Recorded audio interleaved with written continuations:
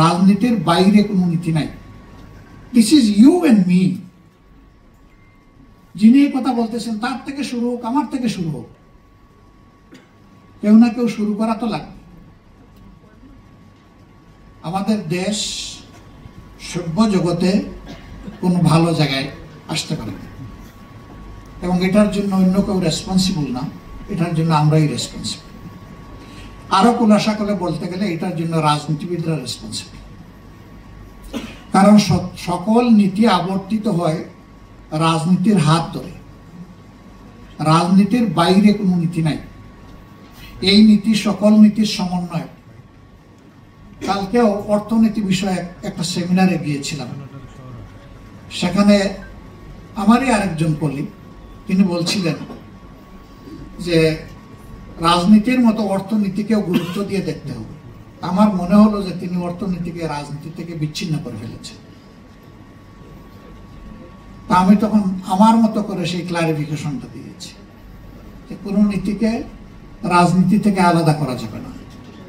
একটা রাষ্ট্র তখনই ভালো রাষ্ট্র হয় যখন রাষ্ট্রের স্টিয়ারিংয়ে, ককপিটে যারা রাষ্ট্রকে পরিচালনা করেন বসে, তাদের যখন সদিচ্ছা প্রতিফলিত হয়।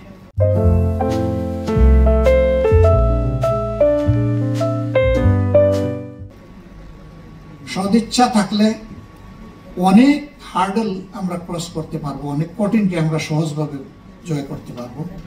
কিন্তু সদিচ্ছা যদি না থাকে তাহলে আমাদের পক্ষে অনেক কিছুই করা সম্ভব হবে না।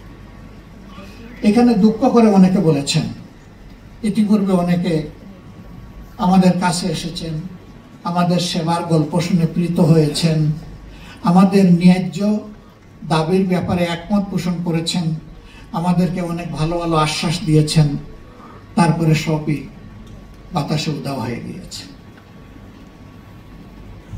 আশ্বাস দেওয়া আমাদের একটা অপসংস্কৃতিতে পরিণত হয়েছে। আমি আশ্বাসের রাজনীতিতে মোটেই বিশ্বাস করি না। আমি বিশ্বাস করি অ্যাকশনের রাজনীতিতে। আশ্বাস এবং ওয়াদা নয়, বরঞ্চ কাজের মাধ্যমে প্রমাণ হবে what we are or what I am. বাংলায় একটা কথা আছে, ও গাছ তোমার পরিচয় কি? গাছ বলতেছে আমার ফলের দিকে তাকাই আমার পরিচয়টা জেনে নাও। আমাদের প্রয়োজন এখন ফল। এই ফলের ফসলটা, চাষটা আমাদের সবাইকে মিলে করতে হবে।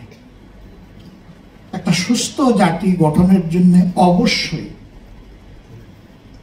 মা তার সন্তানের সুস্থতা অবধারিত। আর মা সন্তানের বাইরে কেউ নাই। পুরুষ হোক, মহিলা হোক, বয়স যাই হোক, সে কিন্তু সন্তানই।